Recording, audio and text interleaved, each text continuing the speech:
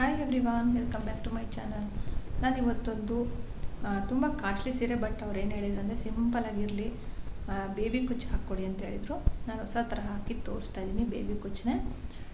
ನೋಡಿ, ಈ ಥರ ಇದೆ ಸ್ಯಾರಿ. ತುಂಬ ಚೆನ್ನಾಗಿದೆ, ತುಂಬ ಗ್ರ್ಯಾಂಡಾಗಿದೆ. ಗ್ರೇ ಕಲರಿಗೆ ಏನು ಕಲರ್ಸ್ ಇದೆ ಅಲ್ಲ, ಈ ಕಲರ್ನಲ್ಲಿ ಎಲ್ಲ ಮಲ್ಟಿ ಕಲರ್ನಲ್ಲಿ ಪಿಕಾಟ್ಸ್ ಮಾಡಿದೆ. ಪಿಕಾಟ್ ಇದೆ, ತುಂಬ ಚೆನ್ನಾಗಿದೆ. ಫಸ್ಟಿಗೆ ನಾನಿಲ್ಲಿ 6 ಎಳೆ ದಾರ ತೊಗೊಂಡಿದ್ದೀನಿ. ಅಲ್ಲಿ ರೆಡ್ ಕಲರ್ ಮತ್ತು ಗ್ರೀನ್ ಮತ್ತು ಯೆಲ್ಲೋ ಇರೋದ್ರಿಂದ ರೆಡ್ ಎದ್ದು ಕಾಣುತ್ತೆ ಅಂತ ಹೇಳ್ಬಿಟ್ಟು ನಾನು ರೆಡ್ ಕಲರ್ ಚೂಸ್ ಮಾಡಿದ್ದೀನಿ. ಇಲ್ಲಿ ನಾನು ಬೇಸ್ ಲೈನು ಫಸ್ಟಿಗೆ 2 ಸರಿ ಲಾಕ್ ಆದಮೇಲೆ 5 ಚೈನ್ ಹಾಕ್ತೀನಿ. 5 ಚೈನ್ ಹಾಕಿಬಿಟ್ಟು ಎಲ್ಲಿಗೆ ಬರುತ್ತೋ ಕರೆಕ್ಟಾಗಿ ಅಲ್ಲಿಗೆ ನಾನಿಲ್ಲಿ ಲಾಕ್ ಮಾಡ್ತಾಯಿದ್ದೀನಿ. ಪ್ರತಿಯೊಂದು ಸರಿನೂ ಸಹ 5 ಚೈನ್ ಹಾಕಿಬಿಟ್ಟು 2 ಸರಿ ಲಾಕ್ ಮಾಡ್ತಾಯಿದ್ದೀನಿ. ಅಂದರೆ 5 ಚೈನ್ ಲಾಕ್ ಆದಮೇಲೆ ಪಕ್ಕದಲ್ಲಿ ಒಂದು ಎಕ್ಸ್ಟ್ರಾ ಲಾಕ್, ಅಂದರೆ ಸಿಂಗಲ್ ಕ್ರೋಶೆಟ್ ಅಥವಾ ಲಾಕ್ ಯಾವುದಾದ್ರೂ ಹೇಳ್ಬೋದು. ಮತ್ತು 5 ಚೈನ್ ಹಾಕಬೇಕು ಮತ್ತು ಲಾಕ್ ಮಾಡಬೇಕು. ಸ್ವಲ್ಪ ಇಲ್ಲಿ ರೆಡ್ ಕಲರ್ ಸ್ವಲ್ಪ ಎದ್ದು ಕಾಣಬೇಕು ಅಂತ ನಾನು ಸಿಂಗಲ್ ಕ್ರೋಶೆಟ್ನ 2 ಸರಿ ಹಾಕಿದ್ದೀನಿ. ಅಂದರೆ ನೋಡಿ, ಈ ಥರ ಒಂದನ್ನಾದರೂ ಹಾಕ್ಬೋದು. ಒಂದು ಲಾಕ್ ಹಾಕ್ಬಿಟ್ಟು ಮತ್ತು 5 ಚೈನ್ ಹಾಕಿ ಲಾಕ್ ಹಾಕ್ಬೋದು.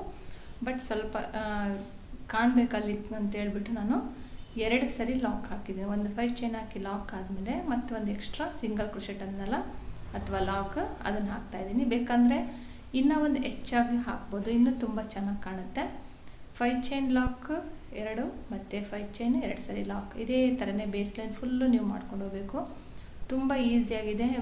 ಮತ್ತು ತುಂಬ ಕಾಸ್ಟ್ಲಿ ಸ್ಯಾರಿಗಳನ್ನು ನೀವು ಡೈರೆಕ್ಟಾಗಿ ಬೇಬಿ ಕುಚ್ಚು ಹಾಕೋದನ್ನು ಹಾಕಿದರೆ ಏನಾಗುತ್ತೆ ಅನ್ನೋದನ್ನು ನಾನು ವೀಡಿಯೋಲಿ ತೋರಿಸಿದ್ದೀನಿ, ನೋಡ್ಬೋದು ನೀವು. ಆಮೇಲೆ ಈ ಥರ ಹಾಕೋದ್ರಿಂದ ಕಸ್ಟಮರು ತುಂಬ ಇಷ್ಟಪಡ್ತಾರೆ ಅಂತೇಳ್ಬಿಟ್ಟು ನಾನು ಈ ಥರ ಹಾಕಿದ್ದೀನಿ. ಅವ್ರು ತುಂಬ ಇಷ್ಟಪಟ್ಟರು. ತುಂಬ ಚೆನ್ನಾಗಿದೆ, ನೀಟ್ ವರ್ಕ್ ಇದೆ.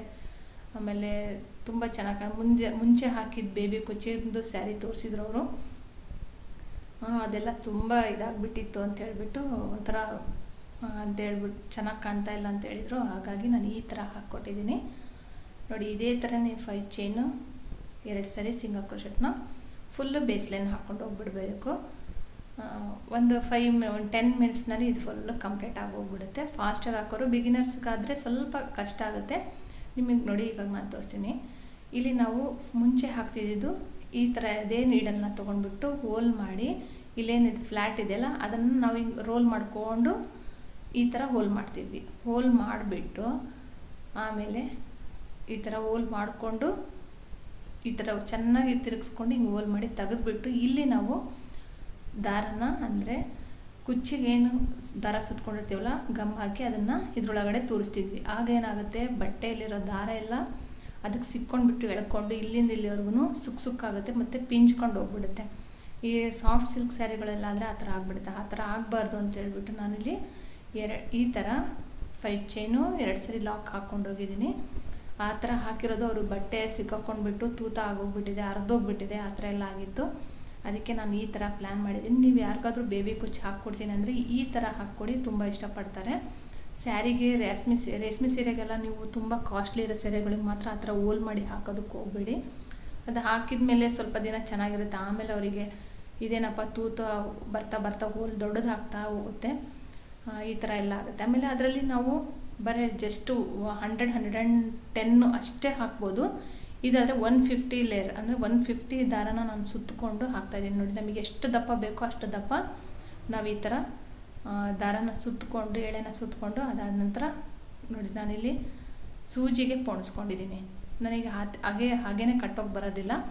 ಹಾಗಾಗಿ ನಾನು ಸೂಜಿಗೆ ಪೋಣಿಸ್ಕೊಂಡು 2 ಎಳೆನ, 1 ಎಳೆ ಪೋಣಿಸ್ಕೊಂಡ್ರೆ ಡಬಲ್ 2 ಎಳೆ ಆಗುತ್ತೆ, ಅಥವಾ 2 ಎಳೆನಾದರೂ ಪೋಣಿಸ್ಕೋಬೋದು. ಅದು ಡಬಲ್ 4 ಆಗುತ್ತೆ. ಈ ಥರ ನೋಡಿ, ನಾನು ವೀಡಿಯೋಲಿ ಆ ಥರ ತೋರಿಸ್ತಾ ಇದ್ದೀನಲ್ಲ, ಈ ಥರ ಲಾಕ್ ಮಾಡಿಕೊಂಡು ನೀವು ಎಷ್ಟು ದಪ್ಪ ಬೇಕಾದರೂ ಕುಚ್ಚು ಕಟ್ಬೋದು. ಆಮೇಲೆ ಎಷ್ಟು ಸರಿ ಬೇಕಾದರೂ ನೀವು ಈ ಜರಿ ಥ್ರೆಡ್ನ ಸುತ್ತಕೊಂಡು ಹಾಕ್ಬೋದು. ಅವರು ಜರಿ ಥ್ರೆಡ್ನು ಸಹ ಜಾಸ್ತಿ ಬೇಡ ಅಂತ ಹೇಳಿದ್ರು. ಹಂಗಾಗಿ ನಾನು 3 to 4 ಟೈಮ್ಸ್ ಅಷ್ಟೇ ಸುತ್ಕೊಳ್ತಾ ಇದ್ದೀನಿ. ಹಾಕ್ಬಿಟ್ಟು ಚೆನ್ನಾಗಿ ಬಿಗ್ಗೆ ಎಳ್ಕೊಂಡು ಅದರೊಳಗಡೆಯಿಂದನೇ ನೋಡಿ ಸೂಜಿನ ಈ ಥರ ತೊಗೊಂಡು ಬಂದು ನಮಗೆ ಎಷ್ಟಕ್ಕೆ ಬೇಕೋ ಅಷ್ಟಕ್ಕೆ ದಾರನ ಕಟ್ ಮಾಡ್ಬೋದು. ನೋಡಿ, ಈ ಥರ ಎಳೆದಾಗೆಲ್ಲ ಏನೂ ಆಗೋದಿಲ್ಲ. ನಾವು 5 ಚೈನ್ ಹಾಕಿ ಲಾಕ್ ಮಾಡಿರೋದ್ರಿಂದ ಏನಾಗಲ್ಲ. ಬಟ್ ನೀವು ಹೋಲ್ ಮಾಡಿ ಅದರೊಳಗಡೆ ಹಾಕಿ ಸೂಜಿ ಚೂರಿಸಿ ಎಳೆದಾಗ ಇದು ದಾರನ ಸಿಲ್ಕ್ ಥ್ರೆಡ್ನ ಇದನ್ನು ಹಾಕಿದಾಗ ಏನಾಗ್ಬಿಡುತ್ತೆ ಅಂದರೆ ಹೋಲ್ ತುಂಬ ದೊಡ್ಡದಾಗ್ತಾ ಬರುತ್ತೆ. ಆಮೇಲೆ ನಾನು ಹೇಳಿದ್ನಲ್ಲ ಸುಕ್ಕಾಗುತ್ತೆ, ಈ ಥರ ಎಲ್ಲ ಆಗುತ್ತೆ. ಇದಾದರೆ ನೀಟ್ ಫಿನಿಶಿಂಗ್ ಇರುತ್ತೆ, ನೋಡೋದಕ್ಕೂ ತುಂಬ ಚೆನ್ನಾಗಿ ಕಾಣುತ್ತೆ. ಆಮೇಲೆ ಸ್ಯಾರಿಗೆ ಮೇನ್ ಏನು ಡ್ಯಾಮೇಜ್ ಆಗೋದಿಲ್ಲ, ಆ ಥರ ಹಾಕ್ಕೊಡ್ಬೋದು. ಅವ್ರು ಬೇಡ ಅಂದಾಗ ನಾವು ಅದನ್ನಷ್ಟೇ ಕಟ್ ಮಾಡಿಬಿಟ್ಟು ತೆಗೆದ್ಬಿಟ್ಟು ಮತ್ತೆ ಜಿಗ್ ಜಾಗ್ ಮಾಡಾದರೂ ಮತ್ತೆ ಹಾಕ್ಕೋಬೋದು, ಆ ಥರನೂ ಇರುತ್ತೆ. ಅದಾದರೆ ಸೀರೆನೇ ಕಟ್ ಮಾಡಬೇಕಾಗತ್ತೆ. ಬಟ್ ಇಲ್ಲಿ ನಮಗೆ ಏನು ಜಿಗ್ ಜಾಗಿಗೆ ನಾವು ಹಾಕಿದ್ದೀವಲ್ಲ 5 ಚೈನ್ಗಳನ್ನ ಕಟ್ ಮಾಡಿಬಿಟ್ಟು ಮತ್ತು ಬೇಡ ಈ ಡಿಸೈನ್ ಅಂದಾಗ ಬೇರೆ ಡಿಸೈನ್ನ ಹಾಕಿಸ್ಕೋಬೋದು, ಆ ಥರ ಆಪ್ಷನ್ ಇರುತ್ತೆ. ಸಣ್ಣ ಸಣ್ಣ ಟಿಪ್ಸ್ ಜೊತೆಗೆ ಹೇಳಿದ್ದೀನಿ ನೋಡಿ. ಈ ಥರ ಅವರಿಗೆ ಸೀರೆ ಮಾತ್ರ ತುಂಬ ಚೆನ್ನಾಗಿತ್ತು ನೋಡಿ. ಈ ಥರ ಪಿಕಾಕ್ ಇದೆ, ತುಂಬ ಚೆನ್ನಾಗಿತ್ತು, ಗ್ರ್ಯಾಂಡಾಗಿತ್ತು ಸ್ಯಾರಿ. ನಾನಿಲ್ಲಿ 10ರಿಂದ 11 ಅಂದರೆ ಕೌಂಟ್ ಮಾಡ್ಕೊಂಡಿದ್ದೀನಿ. ಕೌಂಟ್ ಮಾಡ್ಕೊಂಡ್ಬಿಟ್ಟು ಎಷ್ಟು ಬರುತ್ತೋ ಡಿವೈಡ್ ಮಾಡಿಕೊಂಡು ನಾನು ಕುಚ್ಚು ಕಟ್ಕೊಂಡು ಹೋಗಿದ್ದೀನಿ. ಲೆಕ್ಕ ಮಾಡಿಕೊಂಡು ನನಗೆ ಕರೆಕ್ಟಾಗಿ 11